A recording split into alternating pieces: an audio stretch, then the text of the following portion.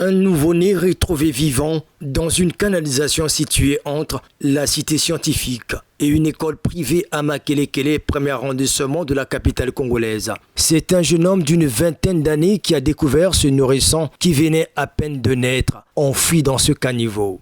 Oui, en fait, je passais, j'étais avec ma mère.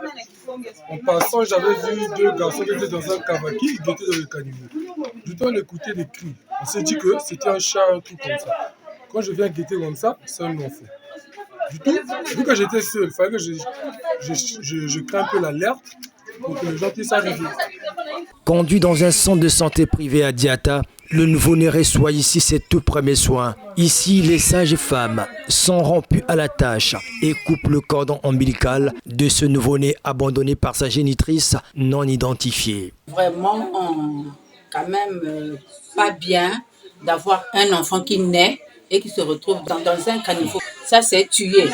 Après avoir porté un enfant, un fœtus, une grossesse de 9 mois, et puis à la fin, vous enfantez, Dieu fait grâce, sans complications, et puis vous venez jeter l'enfant dans un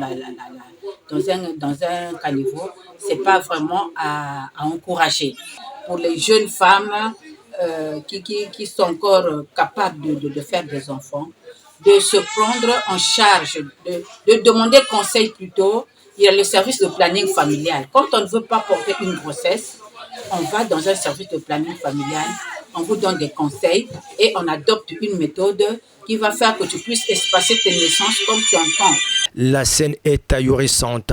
De nombreuses jeunes femmes procèdent souvent à l'abandon de leur progéniture dans les canalisations, voire même des poubelles, fuyant d'assumer leurs responsabilités de mère. Un comportement jugé indigne par des personnes de bonne foi qui appellent à la prise de conscience collective.